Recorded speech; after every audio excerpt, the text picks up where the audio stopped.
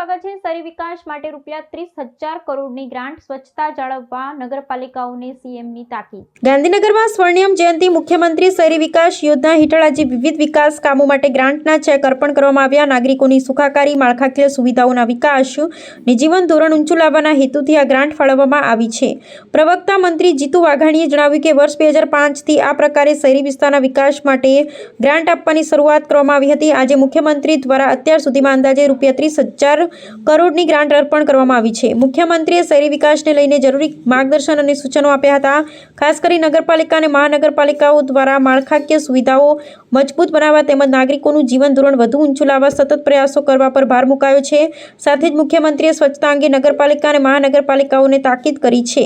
માત્ર સ્વચ્છતા અભિયાન પૂરતું નહીં, પરંતુ શહેરોમાં નિરંતર સ્વચ્છતા જળવાઈ રહે તે માટે સ્થાનિક સ્વરાજ્યની સંસ્થાઓએ ખાસ ધ્યાન આપવું પડશે। શહેરી વિકાસ માટે સરકારની કામગીરી અને સ્વચ્છતા અંગે મુખ્યમંત્રીના સૂચનો શહેરી વિસ્તારમાં વિકાસની ગતિ વધારવાની સાથે નાગરિકોને વધુ સારી માળખાકીય સુવિધાઓ મળે અને શહેરોની સ્વચ્છતા સતત જળવાઈ રહે તે દિશામાં રાજ્ય સરકારે સ્થાનિક સ્વરાજ્યની સંસ્થાઓને વધુ જવાબદારીપૂર્વક કામગીરી કરવા સૂચના આપી છે। શ્રી નરેન્દ્રભાઈ મોદીએ ગુજરાતમાં શરૂ કરેલી સ્વર્ણિમ જયંતિ મુખ્યમંત્રી શહેરી વિકાસ વર્ષ યોજના, આ યાત્રા એ વિકાસની અનેરી ઊંચાઈઓ ઉપર વડાપ્રધાન શ્રી મોદી સાહેબના નેતૃત્વમાં 2005 થી શરૂ થઈ 20 વર્ષની પણ વિશિષ્ટ ઉજવણી માનનીય પ્રધાનમંત્રી શ્રી ગુજરાતમાં આવ્યા અને વિકાસની વિશિષ્ટ ઉજવણી, લોકોની સુખાકારી માટેની, શહેરીજનોની સુખાકારી માટેની કરોડો અબજો રૂપિયાની ગ્રાન્ટો એ આપવાની શરૂઆત થઈ। આજે 25-26 નગરપાલિકા અને મહાનગરપાલિકાના ચેક વિતરણ કાર્યક્રમ લાડીલા રાજ્યના મુખ્યમંત્રી અને વડાપ્રધાનશ્રીના માર્ગદર્શન, માનનીય અમિતભાઈ શાહના માર્ગદર્શન નીચે મુખ્યમંત્રી ભૂપેન્દ્રભાઈએ સમગ્ર રાજ્યમાં વિકાસની નવી ઊંચાઈઓ એ જનતાને પ્રાપ્ત કરાવી છે। એક નગરપાલિકાના નેમનગરના પ્રમુખ તરીકે જવાબદારી લઈને આજે મુખ્યમંત્રી તરીકે માનનીય ભૂપેન્દ્રભાઈ જવાબદારી વહન કરી રહ્યા છે, ત્યારે આજે જે પ્રકારે એમણે દૃષ્ટિકોણથી, વિઝનથી સૌ એડમિનિસ્ટ્રેશન, સૌ પદાધિકારીઓને પણ વિશિષ્ટ રીતે એમણે માર્ગદર્શન અને સૂચનો કર્યા છે। મિત્રો, મને જણાવતા આનંદ થાય છે કે રાજ્યની નગરપાલિકા, મહાનગરપાલિકામાં વસતા લોકોની માળખાકીય સુવિધાઓ ઉપરાંત એમનું લાઈફ સ્ટાન્ડર્ડ એ પણ કેવી રીતે વધે એની ચિંતા માનનીય મુખ્યમંત્રી આજે પણ કરી છે, એમાં સુધારો પણ થયો છે। માનનીય મોદી સાહેબે શરૂ કરેલી આ યાત્રા, મને એવું લાગે છે કે દેશમાં પ્રથમવાર આ પ્રકારે શહેરો તરફ સીધી જ ગ્રાન્ટો આપીને એમણે શરૂઆત કરી। 660 કરોડથી 2005માં શરૂ થયેલી યાત્રા આજે 40% ઐતિહાસિક વધારો એ 24-25 ને 25-26માં છે। 30,325 કરોડ રૂપિયા એ 25-26માં આજે અપાયા છે। હું માનનીય મુખ્યમંત્રી શ્રી ભૂપેન્દ્રભાઈને માનનીય વડાપ્રધાનશ્રીએ જવાબદારી સોંપ્યા બાદ પણ આંકડા આપની સમક્ષ, રાજ્યની જનતા સમક્ષ મૂકવા માંગુ છું। તમામ મુખ્યમંત્રીશ્રીઓ રાજ્યના એ માનનીય મોદી સાહેબે શરૂ કરેલી યાત્રામાં અવિરત વિકાસની ઊંચાઈઓ અને ગતિ એ વધારી છે। મને કહેતા આનંદ છે કે 21-22માં અલગ અલગ પ્રકારે 11,000, 16,000, 11,000, 21,000 ને હવે 30,000 કરોડ રૂપિયા માનનીય મુખ્યમંત્રીશ્રીએ આપ્યા છે। એની લગભગ 5 વર્ષની રકમ શહેરી જનતા માટે થઈને 92,000 કરોડ રૂપિયા થવા જાય છે। ઉત્તરોત્તર જે ગ્રાફ છે એ આપની સમક્ષ સામે છે।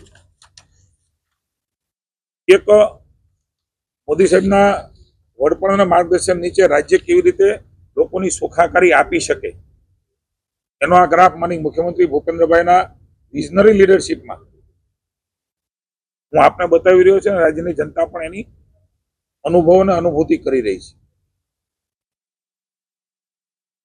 મને આનંદ છે કે આજના દિવસે પણ અલગ અલગ નગરપાલિકા મહાનગરપાલિકાઓને અલગ અલગ રકમો એ અપાય છે, આપની સમક્ષ છે જ.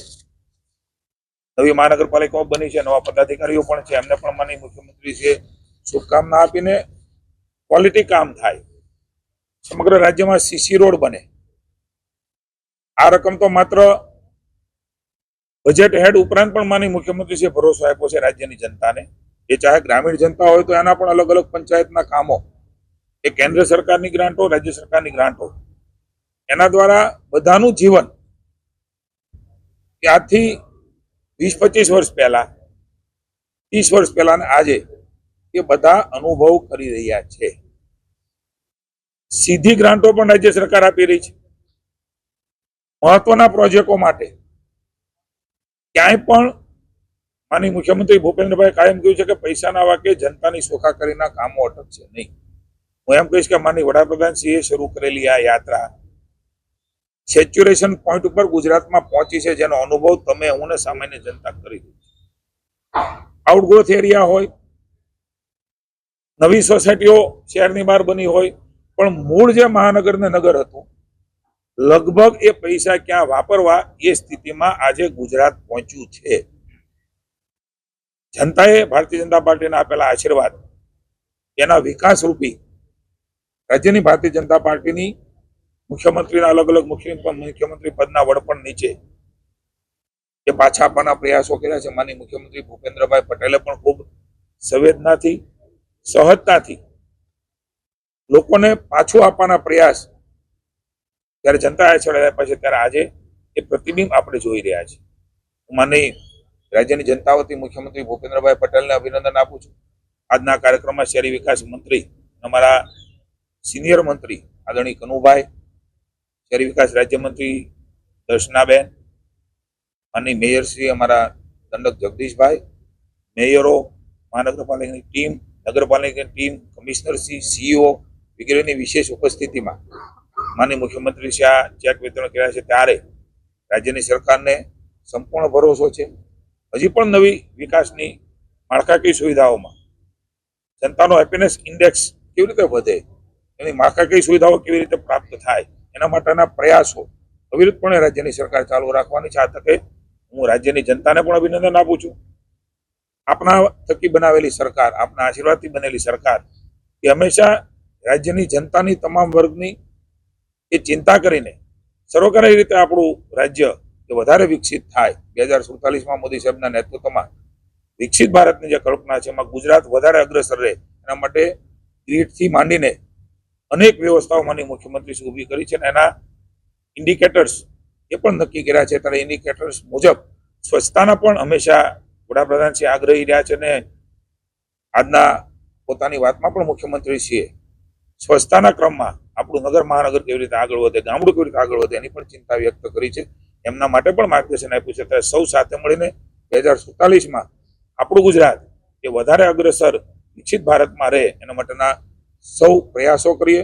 સૌ રાજ્યના શહેરીની સુખાકારી માટે મળેલા રકમને માટે હું ખૂબ ખૂબ રાજ્યની જનતાને, મહાનગરની અને નગરપાલિકાની જનતાને અભિનંદન આપું છું. ને એક નવા જ અભિગમ સાથે સીસી રોડ, એનું પણ પ્લાનિંગ સાથે, આયોજન સાથે, એમનું પણ સૂચન અને માર્ગદર્શન મુખ્યમંત્રી આપ્યું છે. ત્યારે હવે એક નવું જ ગુજરાત, નવી વિકાસની ઊંચાઈ પર આપણને જોવા મળશે. ધન્યવાદ.